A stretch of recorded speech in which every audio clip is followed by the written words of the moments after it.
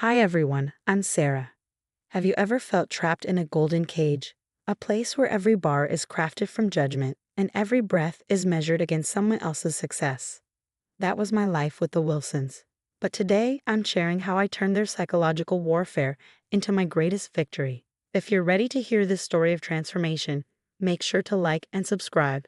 Trust me, you won't want to miss how this ends. I was 26 when I married Tom Wilson. Armed with a business degree and dreams of building a loving family, I thought I had it all figured out. But my dream quickly unraveled, courtesy of my mother-in-law, Patricia, and her golden child, Emma. Sarah, darling, Emma just closed another six-figure deal today. Isn't it wonderful to have someone in the family who actually contributes to society? Patricia's voice was sweet, her words sharp as daggers. It was our weekly family dinner, and as usual, I pushed my food around my plate, forcing a polite smile. Tom chuckled. Mom's just proud of Emma, babe. Don't take it personally. But in the Wilson household, everything was personal. Achievements weren't celebrated, they were weapons. Choices weren't decisions, they were battlegrounds. Emma, the marketing executive extraordinaire, was Patricia's crown jewel, and I, the housewife with a business degree, was the family's disappointment.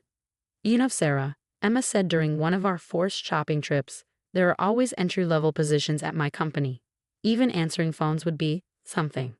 Then came the news that changed everything. I was pregnant. Instead of joy, I felt dread creeping in, magnified by severe back pain that arrived early in my pregnancy.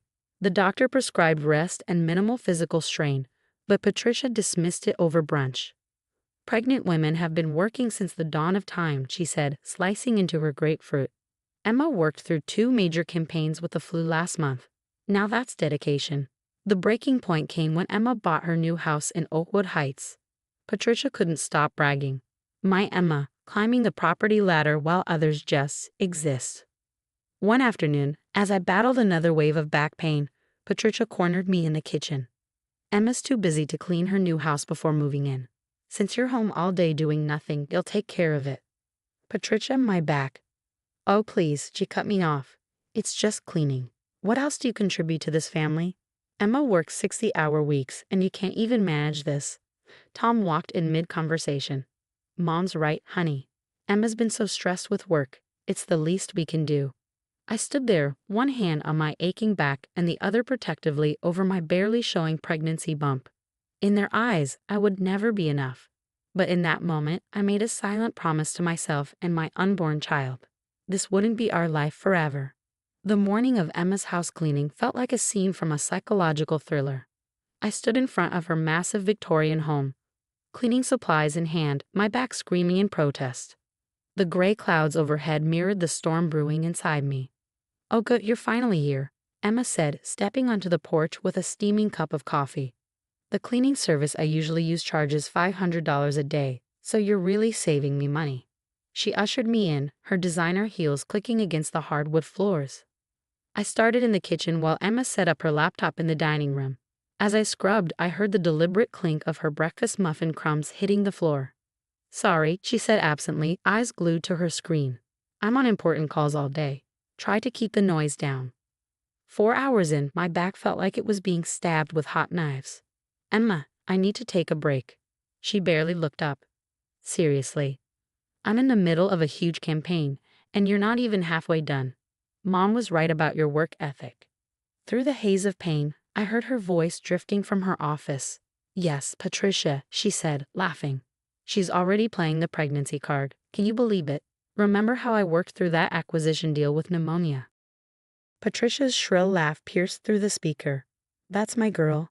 Unlike some people who think marriage is a free ride. Did you know she went to that community college downtown? Honestly, Tom could have done so much better. Tears stung my eyes as I scrubbed harder at the baseboards, her words cutting deeper than the ache in my back. My phone buzzed on the counter. Tom's response to my earlier text about the pain lit up the screen. Stop being dramatic. Mom says you're embarrassing me. Just then, a knock at the door interrupted my spiral. Emma groaned, tossing her pen onto the table. Get that, will you? And try not to look so pathetic when you answer it. At the door stood a striking woman in her 40s, holding a package. I'm Rebecca, from next door. They delivered this to my house by mistake. Her sharp eyes took in my pale face and hunched posture. "Are you okay? You look unwell." "She's fine," Emma called from behind me, her voice dripping with condescension. "Just lazy, as usual." Rebecca's expression hardened, her tone suddenly businesslike. "Lazy, huh?" She pulled out a sleek business card and handed it to me. "CEO of a digital marketing firm." "I couldn't help but overhear earlier," she said, her voice dropping to a softer pitch. "I know talent when I see it, and I know abuse when I see it too. Come by my house when you're done. We need to talk." That evening, with an ice pack pressed to my back, I walked into Rebecca's home. Her office walls were lined with awards and magazine covers, each one reflecting her immense success. "What they're doing to you is classic psychological abuse," Rebecca said, pouring herbal tea into a delicate porcelain cup. "But I saw your college thesis online. Your digital marketing strategies were brilliant. How would you like to turn their biggest weapon against them?" For the first time in months, I felt a spark of hope. As Rebecca outlined her plan, I realized this wasn't just about cleaning houses, it was about cleaning house in my life. The mess I needed to remove wasn't on any floor, it was the toxic family who thought they could break me. Looking around at Rebecca's success, I saw my future. Sometimes rock bottom isn't the end, it's the foundation on which you build an empire. After giving birth to my daughter, Sophie, I turned maternity leave into my secret weapon. While Tom and his family assumed I was wasting time lounging with the baby, I was building my empire one keystroke at a time. "You seem different," Patricia said during dinner one evening, her eyes narrowing. "Awfully confident for someone who just changes diapers all day." If she only knew, between diaper changes, I was taking Rebecca's advanced marketing courses and landing my first client through her network, ironically, one of Emma's dissatisfied customers. "Our campaign numbers are dropping again," Emma ranted during Sunday brunch. "Some new agency is snatching up all our clients, and no one will tell us who it is." I hid my smile behind my coffee cup. My agency, Phoenix Digital, was the mysterious rising star turning the industry on its head. Operating anonymously through Rebecca's office space, I was revolutionizing social media strategies, while Emma's outdated methods crumbled. "Something's different about you," Tom confronted me one evening. "You're always on your phone, smiling at messages. Are you cheating?" "Just mommy blogs," I lied smoothly, while finalizing a six-figure deal with a major cosmetics brand, Emma's biggest client. The tension reached a boiling point during a family gathering when Emma burst into tears. "This mystery agency, I found out who owns it." Her eyes met mine across the table, realization dawning. Shock flickered there, but shame kept her silent. Patricia, oblivious, patted Emma's hand. "Don't worry, darling. Not everyone has your talent. Look at Sarah, perfectly content being a nobody." That night, Emma texted me. "How long have you been doing this?" I replied with a screenshot of Phoenix Digital's latest award-winning campaign, the same one Emma's team had been chasing, long enough to know my worth. The power dynamic shifted after that. Patricia's jabs about my unemployment fell flat as I quietly hired my 10th employee. Emma's boasts about her career dulled, knowing I now owned 40% of her former client list. "You've changed," Tom accused one night. The old Sarah was sweeter, more manageable. I thought of the contract waiting in my inbox from a Fortune 500 company. The old Sarah was a butterfly waiting to emerge. Would you like to see what she's become? Rebecca, watching my transformation, smiled with pride. "Ready to show them who you really are." Looking at my sleeping daughter, I smiled back. Sometimes the best revenge isn't served cold, it's served with a marketing strategy. So brilliant your enemies become case studies in what not to do. Tomorrow, Phoenix Digital would announce its CEO to the world. The Wilsons were about to learn the hard way that the woman they underestimated had become the woman they couldn't ignore. The Ford's Technology Conference became the stage for my greatest triumph and the beginning of my true happiness. As I stepped onto the stage to accept the Digital Innovator of the Year award, I locked eyes with Michael Chen, the keynote speaker. His gentle smile would soon change my life. "Your Phoenix Digital campaign revolutionized the entire industry," he said later during the networking hour. "I'd love to collaborate." That same week, Patricia barged into my office, uninvited. "I always knew you had it in you, darling," she gushed, her voice dripping with fox pride. "I pushed you to be better. This is practically my success, too."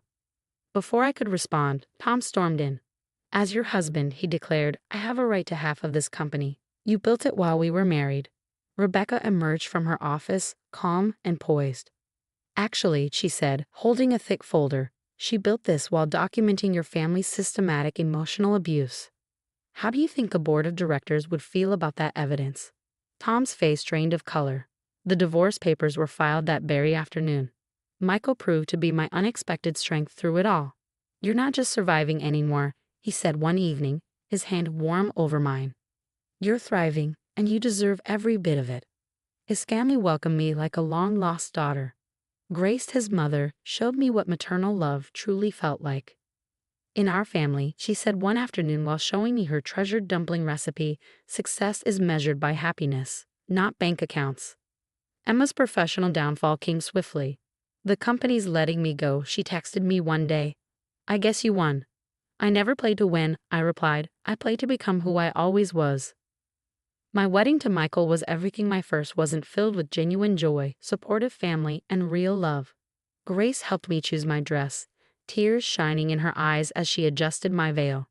You're the daughter I always wanted, she whispered, her voice thick with emotion. A year later, at a Chen family dinner, I announced my pregnancy. The room erupted in cheers and genuine celebration. Grace immediately began planning the baby shower, while Michael's sisters playfully bickered over who would host. Sitting in my corner office today, I glance at the family photo from last Christmas, framed on my desk. My phone buzzes with a text from Patricia. Darling, can't we put the past behind us? Family is family. I delete it without a second thought and pack up early. Tonight, Grace is teaching me her secret dumpling recipe. As I drive home, I reflect on how life comes full circle. I once cleaned houses for people who thought I was nothing. Now I run a company that's reshaping the digital landscape, married to a man who sees my light, and surrounded by a family who knows that love isn't about control. It's about letting people shine. Sometimes the happy ending isn't about revenge at all. It's about finding where you truly belong. What about you? Have you ever realized that the people belittling you were actually terrified of your potential? Would you expose them immediately, or would you silently build your empire while they underestimated you? Leave your thoughts in the comments below. I'm curious to hear your stories about dealing with toxic family members. Did you confront them head-on, or did you play the long game?